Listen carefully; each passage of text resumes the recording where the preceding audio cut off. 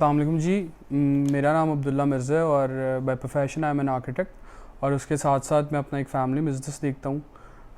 हम लोग डिस्ट्रीब्यूटर हैं सीमेंट इंडस्ट्री के और साथ स्टील बिल्डिंग मटेरियल को भी हम देखते हैं। जी मेरा आपसे पहला क्वेश्चन है कि what are the effects of artificial inflation on economy and on the society. जैसा कि मैंने आपको पहले बताया कि जी हमारा जो बिज़नेस है वो कंस्ट्रक्शन से रिलेटेड है और अनफॉर्चुनेटली मतलब construction industry is on the verge of collapse, क्योंकि जितनी पिछले 2-3 महीने में जब इंस्टेबिलिटी है मुल्क में और आप जितनी इन्फ्लेशन कंस्ट्रक्शन इंडस्ट्री में देख रहे हैं उतनी किसी जगह में नहीं है। तो इकॉनमी को एक फ़र्क तरीके से हिट करती है ये इन्फ्लेशन और एज अ सोसाइटी हम लोगों पे एक फ़र्क तरीके से करती है। अगर इकॉनमी पे बात की जाए तो इसके बहुत सारे पॉजिटिव इम्पैक्ट्स भी हैं। लाइक अगर क्योंकि जब इन्फ्लेशन बढ़ती है ज़ाहिर बात है चीज़ें महंगी होती हैं तो जो प्रोड्यूसर है उससे बहुत ज़्यादा फ़ायदा होता है। तो सर आप इसमें डिसएडवांटेजेस क्या देखते हैं, आप वो बताइएगा ज़रा।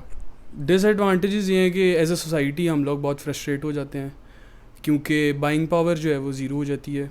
फॉर एग्ज़ाम्पल अगर किसी की सैलरी जो है वो 25,000 है और पिछले मंथ से अगर पिछले सालों से देखें आप, पेट्रोल सस्ता था, हर चीज़ बहुत सस्ती थी, तो 25,000 से हम बहुत चीज़ें ज़्यादा हर चीज़ें खरीद सकते थे।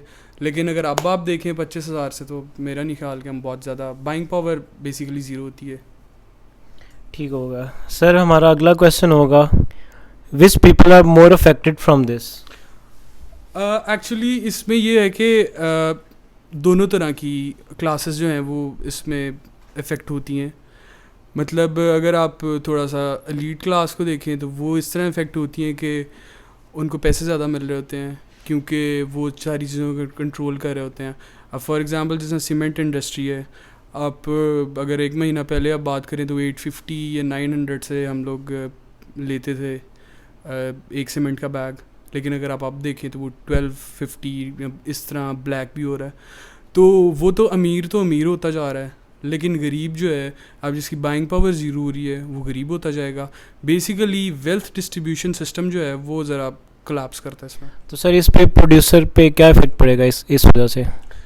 यार टू बी वेरी ऑनेस्ट, अगर आप देखो तो प्रोड्यूसर जो है वो फ़ायदे में है, ठीक है, क्योंकि प्रोड्यूसर इस तरह फ़ायदे में क्योंकि उसने अपनी प्रोडक्शन तेज़ करनी है ताकि जो वो चीज़ सस्ते में बनाता है वो महंगे में बनाना शुरू कर दे। अब आप शुगर इंडस्ट्री की बात करें, मतलब जिस तरह आप देखें शुगर इंडस्ट्री में क्या हुआ है कि क्योंकि बहुत ज़्यादा यूजेज है शुगर का, वो 1 रुपया बढ़ाते हैं और वो अरबों रुपए का फ़ायदा लेते हैं। तो ये सारा सिस्टम इसी तरह ही चलता है, जो बड़े लोग हैं वो अमीर हो जाते हैं, जो गरीब हैं वो। सर अगले क्वेश्चन की तरफ आते हैं। मेरा अगला क्वेश्चन आपसे ये है कि इसमें डिस्ट्रीब्यूटर का रोल क्या होगा?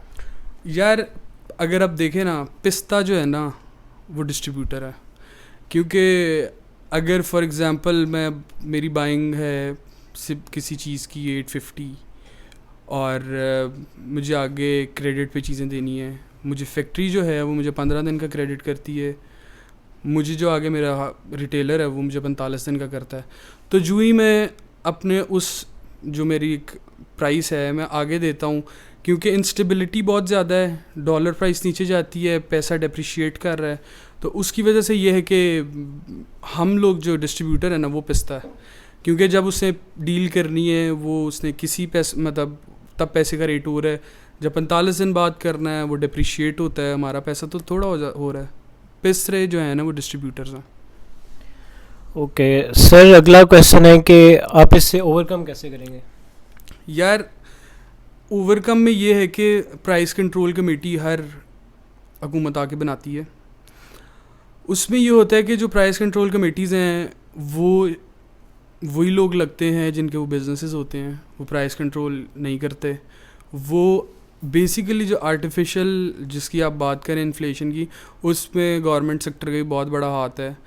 अब आपको लीमू की एग्जांपल दूंगा, रमज़ान से पहले 100 रुपये पे बिकता था, रमज़ान में 1200 में बिकना शुरू हो गया, मतलब रमज़ान बाज़ारों में भी इस तरह होना शुरू हो गया।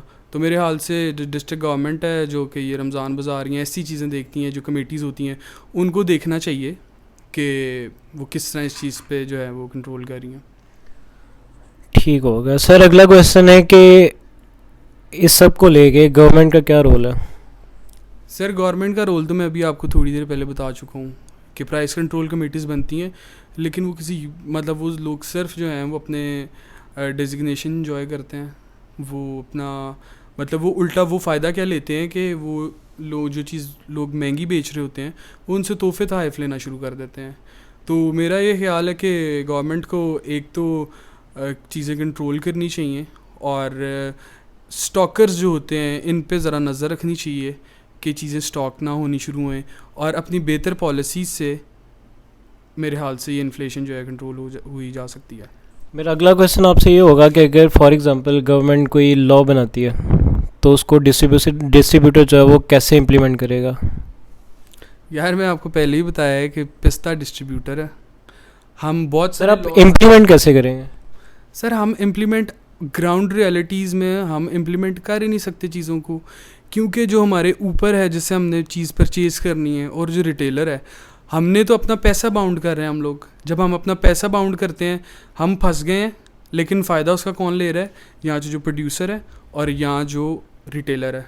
मतलब रिटेलर फ़ायदा ले रहा है, हम तो एक मिडल मैन है। और हम टू बी वेरी ऑनेस्ट मैं बड़ा ओपनली ये चीज़ कहता हूँ कि अगर कोई बंदा इस पूरे सेटअप में डिस्टर्ब होता है तो वो डिस्ट्रीब्यूटर होता है। लेकिन आर्टिफिशियल इन्फ्लेशन जो है वो बनाता भी तो एक डिस्ट्रीब्यूटर, एक मिडिल मैन बनाता है ना, उसी की वजह से बनती है। यार ये ना एक ऐसा टॉपिक है जिस पे मुझे शायद थोड़ा ज़्यादा टाइम चाहिए होगा, लेकिन अगर आप देखो कि डिस्ट्रीब्यूटर सिर्फ एक मिडल मैन है, उसके पास चीज़ आनी है, आगे चली जानी है। अब आप लोग चीनी जो है वो डिस्ट्रीब्यूटर से जाके लेते हो, आज भी डिस्ट्रीब्यूटर से चीज़ें आपको सस्ती मिल रही हैं। आगे प्राइस कंट्रोल कमेटी का काम है कि वो चीज़ों को कंट्रोल करे। अगर अब वो नहीं कर रही तो मुझे नहीं लगता कि इसको डिस्ट्रीब्यूटर को कसूरवार ठहराना चाहिए, और या तो प्रोड्यूसर कसूरवार है या रिटेल का जो काम करता है वो कसूरवार है। Okay sir, thank you for your time. Thank you ji.